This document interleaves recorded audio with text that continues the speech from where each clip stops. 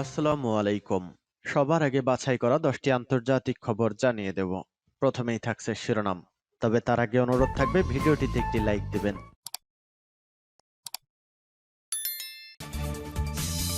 ডনেস্কে হামলার প্রস্তুতি নিচ্ছে কিয়েভ সরকার। জানিয়ে দিব চীনের আস্ফালন বাড়ছে, আমেরিকার সঙ্গে হাত মিলিয়ে আধুনিক সশস্ত্র ড্রোন বানাবে ভারত। আরও জানিয়ে দিব দক্ষিণ কোরীয় সাগরে মার্কিন রণতরী, উত্তর কোরিয়া দৌরাত্ম্য কমাতেই নোঙর। এদিকে কাবুলে মসজিদের কাছে ভয়াবহ বিস্ফোরণ, নিহত 4। জানিয়ে দিব পুতিনের বিরুদ্ধে রুশ নাগরিকদের রুখে দাঁড়ানোর আহ্বান জেলেনস্কির। এবং সর্বশেষ জানিয়ে দিব সহিংসতা ও নাশকতার বিরুদ্ধে ইরান জুড়ে গণবিক্ষোভ চলছে। দর্শক, লাদাখ সীমান্তে চীনের আস্ফালন বেড়েই চলেছে। একদিকে চীন, অন্যদিকে পাকিস্তান। দুই পক্ষকেই নজরে রেখে সামরিক ভান্ডারের শক্তি বাড়িয়ে নিচ্ছে ভারত। আমেরিকার সঙ্গে যৌথ উদ্যোগে শক্তিশালী সশস্ত্র ড্রোন তৈরি করবে ভারত। এই বিষয়টিকে আপনি কিভাবে দেখছেন? ভিডিওটিতে একটি লাইক দিয়ে কমেন্টস করে জানিয়ে দিন আপনার মূল্যবান মন্তব্য। শুনছিলেন সংবাদ শিরোনাম, এখন বিস্তারিত। ডনেৎস্কে হামলার প্রস্তুতি নিচ্ছে কিয়েভ সরকার। ডনেৎস্ক পিপলস রিপাবলিক নেতা ডেনিস পুলিশিন বৃহস্পতিবার সতর্ক করে দিয়েছিলেন যে কিয়েভ সরকার সম্ভবত একটি পাল্টা আক্রমণের জন্য প্রস্তুতি নিচ্ছে, কারণ তারা ডিপিআর এর উত্তর সীমান্তের কাছাকাছি শক্তি সংগ্রহ করেছে। প্রজাতন্ত্রের উত্তরে পরিস্থিতি অত্যন্ত কঠিন।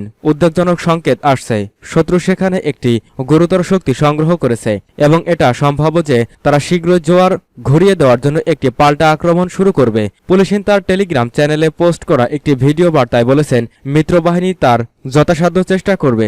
আমি নিয়ন্ত্রণে রয়েছি এবং যেখানেই সম্ভব প্রক্রিয়ায় যোগ দিচ্ছি, তিনি যোগ করেন।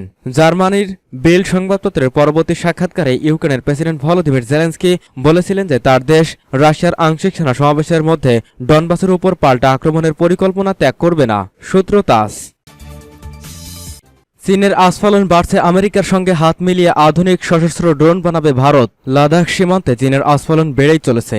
একদিকে চীন, অন্যদিকে পাকিস্তান। দুই পক্ষেই নজরে রেখে সামরিক ভান্ডারের শক্তি বাড়িয়ে নিচ্ছে ভারত। আমেরিকার সঙ্গে যৌথ উদ্যোগে শক্তিশালী সশস্ত্র ড্রোন তৈরি করবে ভারত। পেন্টাগনের একটি সূত্র জানিয়েছে, যুদ্ধাস্ত্র তৈরিতে ভারতকে সব রকমভাবে সাহায্য করবে আমেরিকা।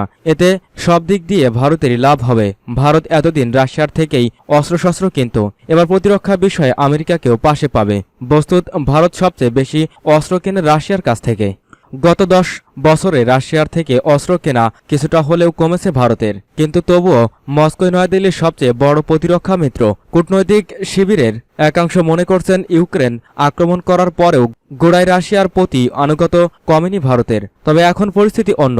রাশিয়া ইউক্রেন আক্রমণ নিয়ে বিশ্বজুড়ে সিজিকারের মধ্যে এখন ভারতও তার অবস্থান পাল্টেছে। আলোচনার মাধ্যমে শান্তি ফিরিয়ে আনার প্রস্তাব দিয়েছে। এই সুযোগেই রাশিয়ার উপর থেকে ভারতের অস্ত্র নির্ভরতা কমাতে কোমর বেঁধে নেমেছে আমেরিকা।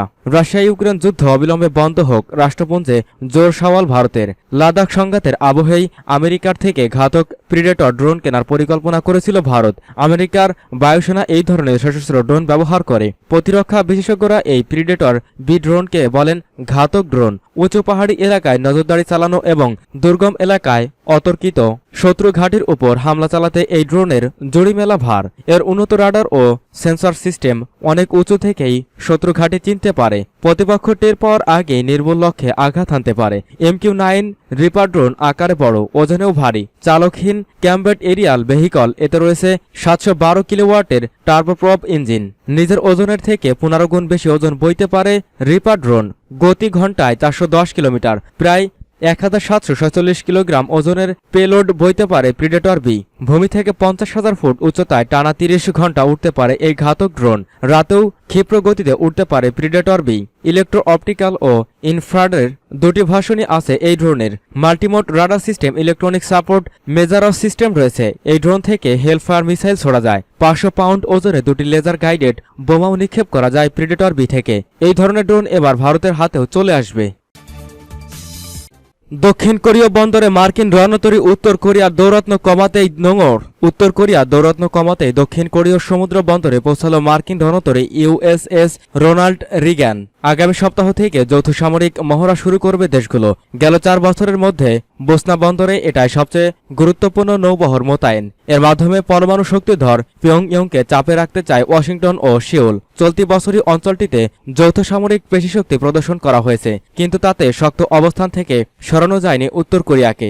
উল্টো রেকর্ড সংখ্যক মিসাইল এবং পারমাণবিক অস্ত্রের পরীক্ষা চালিয়েছে দেশটি। তাই আরও বেশি সামরিক মহড়া এবং অস্ত্রের প্রদর্শন চান দক্ষিণ কোরীয় প্রেসিডেন্ট। প্রসঙ্গত এর আগে সবশেষ 2018 সালে কোরীয় উপকূলে কোনো বিমানবাহী মার্কিন রণতরী নোঙর করে। কাবুলে মসজিদের কাছে ভয়াবহ বিস্ফোরণ, নিহত 4। আফগানিস্তানের রাজধানী কাবুলের একটি মসজিদের কাছে বোমা বিস্ফোরণের ঘটনা ঘটেছে। শুক্রবার জুমার নামাজের পরপরই ওই বিস্ফোরণ ঘটে। এতে কমপক্ষে 4 জন নিহত হয়েছেন, আহত হয়েছেন অন্তত 10 জন। খবর রয়টার্সের। খবরে বলা হয়, রাজধানী ওয়াজির আকবর খান এলাকায় জুমার নামাজের পর মুসল্লিরা যখন ওই মসজিদ থেকে বের হচ্ছিলেন তখন বিস্ফোরণটি ঘটে। স্থানীয় একটি হাসপাতালের পক্ষ থেকে বলা হয়েছে, বিস্ফোরণের পরই 14 জনকে হাসপাতালে নিয়ে আসা হয়। তাদের মধ্যে 4 জন পৌঁছানোর পরপরই মারা যান। পুতিনের বিরুদ্ধে রুশ নাগরিকদের রুখে দাঁড়ানোর আহ্বান জেলেনস্কির। ইউক্রেনে হামলা জোরদার করার প্রতিবাদে রুশ নাগরিকদের পুতিনের বিরুদ্ধে রুখে দাঁড়ানোর আহ্বান জানিয়েছেন ইউক্রেনের প্রেসিডেন্ট ভলোদিমির জেলেনস্কি। বৃহস্পতিবার জাতির উদ্দেশ্যে দেওয়া নিয়মিত ভাষণে তিনি এই আহ্বান জানান। খবর এএফপির। এদিন জেলেনস্কি তার ভাষণে বলেন, গেল 6 মাসের যুদ্ধে 55,000 রুশ সৈন্য প্রাণ হারিয়েছেন। আপনারা কি আরও প্রাণহানি চান? যদি না চান তাহলে রুখে দাঁড়ান, লড়াই করুন অথবা ইউক্রেন সেনাদের কাছে আত্মসমর্পণ করুন। বেসামরিক রুশ নাগরিকদের উদ্দেশ্য করে জেলেনস্কি বলেন, খুন, হত্যা, নির্যাতনের জন্য আপনারাও সমান অপরাধী, কারণ আপনারা এতদিন নীরব ছিলেন, এখনও নীরব আছেন। এখন সময় এসেছে বেছে নেওয়ার, আপনারা জীবন চান নাকি প্রাণ হারাতে চান। গেল বুধবার পুতিন ইউক্রেনে সামরিক আগ্রাসন জোরদার করার ঘোষণার পরপরই রাশিয়া জুড়ে আন্দোলন শুরু হয়। এর মধ্যে 1300 রুশ নাগরিককে গ্রেপ্তার করেছে পুতিন প্রশাসন। সহিংসতা ও নাশকতার বিরুদ্ধে ইরান জুড়ে গণবিক্ষোভ চলছে। সহিংসতা ও নাশকতার বিরুদ্ধে ইরান জুড়ে বিক্ষোভ চলছে।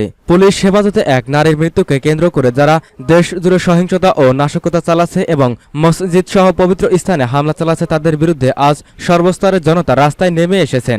বিক্ষোভকারীরা অবিলম্বে সহিংসতা ও নাশকতা বন্ধের জন্য বিদেশি মদতপুষ্টদের প্রতি আহ্বান জানাচ্ছে। তারা বলছেন, এই পরিস্থিতি অব্যাহত থাকলে সহিংসতাকামীরা জনরোষের শিকার হবেন। আজ শুক্রবার জুমার নামাজের আগে ও পরে রাজধানী তেহরান সহ দেশের প্রধান শহরগুলোর রাস্তায় বিপুল সংখ্যক মানুষের উপস্থিতি লক্ষ্য করা যায়, যাদের কণ্ঠে ছিল সহিংসতাকামীদের বিরুদ্ধে নানা স্লোগান।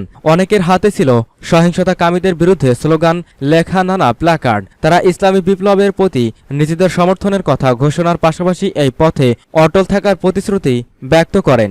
বিক্ষোভকারীরা বলেন, মাহসা আমিনীর মৃত্যু দুঃখজনক, কিন্তু এই ইস্যুকে কেন্দ্র করে যেসব কর্মকাণ্ড করা হচ্ছে তা সহ্যের সীমা ছাড়িয়ে যাচ্ছে। তারা পশ্চিমা গণমাধ্যমের উস্কানিমূলক তৎপরতার কঠোর নিন্দা জানান। বিক্ষোভকারীদের অনেকের হাতে শহীদদের ছবি সম্বলিত প্ল্যাকার্ডও ছিল। এসব শহীদদের কেউ কেউ 1979 সালে ইসলামী বিপ্লবের সময় তৎকালীন স্বৈরশাসকের পেটোয়া বাহিনীর হাতে প্রাণ হারিয়েছিলেন। তেহরানের বিক্ষোভকারীরা জানান, মাহসা আমিনীর মৃত্যুকে অজুহাত করে গত কয়েকদিনে ইরানে হিজাবধারী নারীদের ওপর হামলা চালানো হয়েছে। ইমাম হোসেইনের নাম লেখা ঝান্ডার অবমাননা করা হয়েছে। মসজিদ ও মাজারে আগুন দেওয়া হয়েছে। নিরাপত্তা বাহিনীর সদস্যদের হত্যা করা হয়েছে। এসবের প্রতিবাদেই আজ আমরা রাস্তায় নেমে এসেছি। সূত্র পার্স টুডে।